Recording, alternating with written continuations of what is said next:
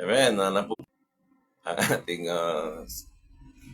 internet, mahina ang signal. Anyway, pagpalang araw po sa lahat. Bago natin itutuloy ang ating pag-aaral sa nakaraan, nais ko lang ibahagi na simula na ako ay natutong mag-aral sa salita ng Diyos na may tamang paghati. No? Naging bukas ang aking kaisipan. No? Ako ay handang makinig, matuto, at bumitaw sa maling nakasanayan. Lahat naman tayo ay mayroong mga maling nakasanayan sa buhay, at mag-aral na muli.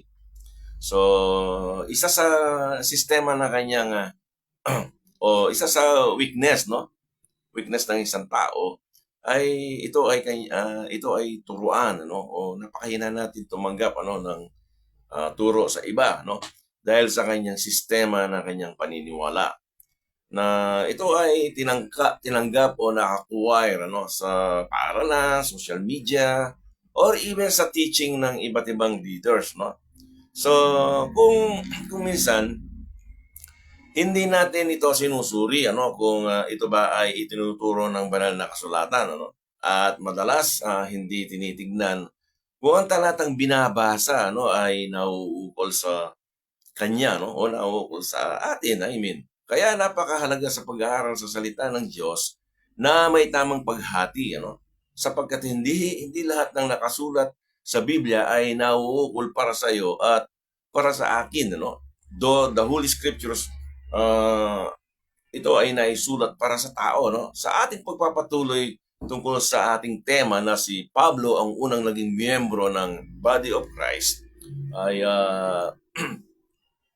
so, dahil sa siya ang unang tumanggap, o siya ang unang sa kanya unang ipinahayag ng ating Panginoong Hesus ang misteryo, patungkol sa misteryo ng or the body of Christ, Ito ay nakatago sa Diyos sa simula pa ng sanglibutan, o likhain ng sanglibutan, So, ating natunghayan sa nakaraan, si Pablo ay isang pariseo ng mga pariseo.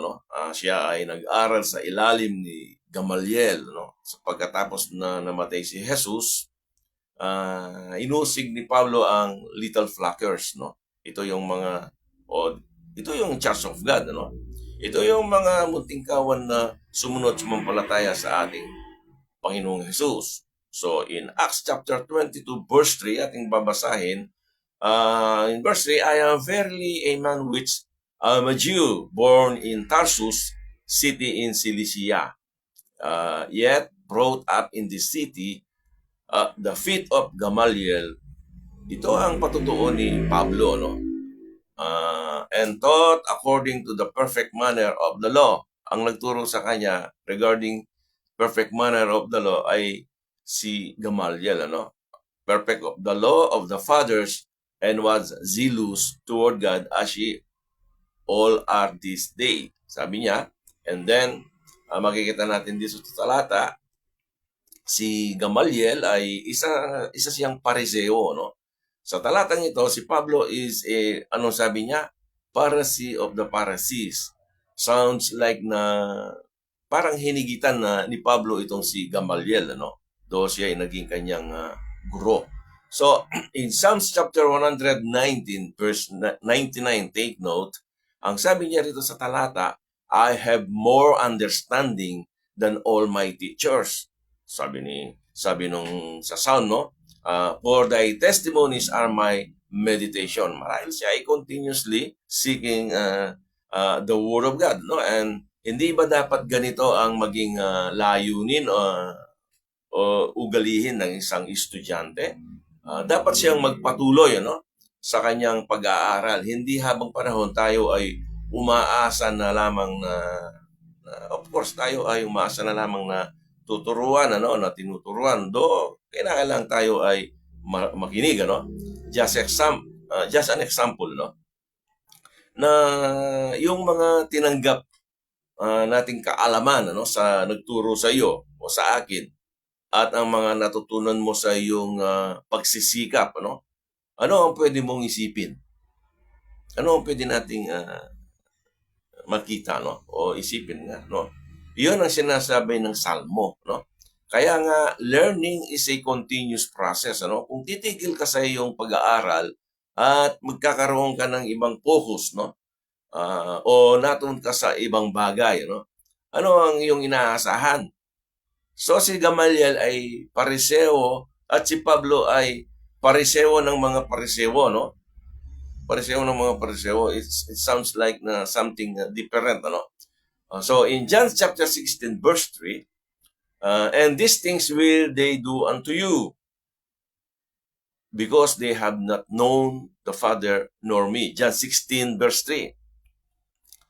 Makikita natin dito si Saul ay hindi niya kilala ang Diyos, no? Sa mga panahon na yon, ano, nung inuusig niya yung Church of God, no? That time, ano, ang alam niya ay ang mga kautusan, at siya ay masigasig tungkol dito, no? Kaya pagdating sa Acts chapter 9, siya ay naghihingi, no?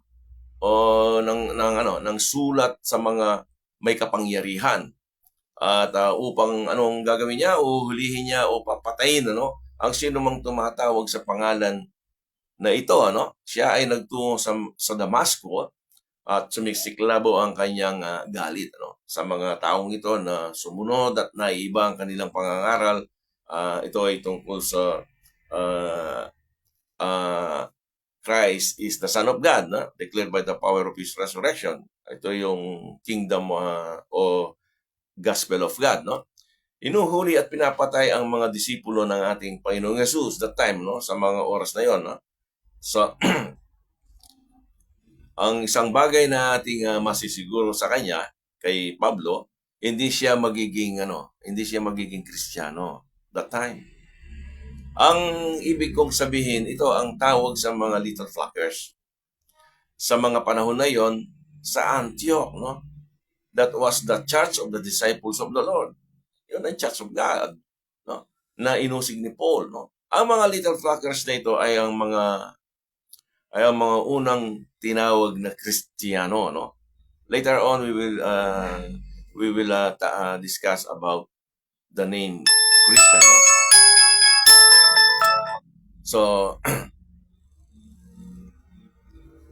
sorry, may tumatago, no? So kung titignan natin ang KJV, hindi mga Kristiyano ang mga sorry. Tayo ay bahagi ng katawan ng Kristo, no? Ikaw at ako ay pinagkasundo sa Diyos, no? At ito ang tawag sa atin sa body of Christ, the church. Take note, si Saul ay tiyak na hindi siya kasama noon sa mga little flockers, no? Dahil kanya itong inuusig, no? Sa pamamagitan lamang ng paalala, so kinikilala sila ni Pablo sa mga taong iyon na inuusig niya ang bilang iglesia ng Diyos or Church of God. Ito ang sabi niya sa Galatians chapter 1 verse 13.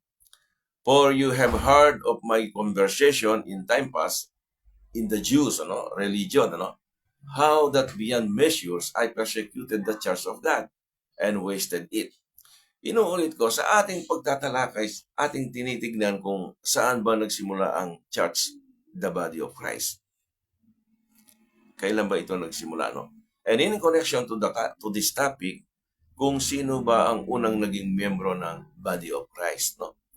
Wala namang tuwirang sinasabi ang Biblia patungkol kung kailan nagsimula ang body of Christ.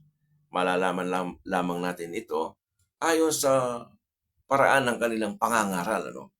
Only Paul mentioned the body of Christ in 1 Corinthians chapter 12 verse 27, ano? Dito lamang nabanggit ang body of Christ later, ano?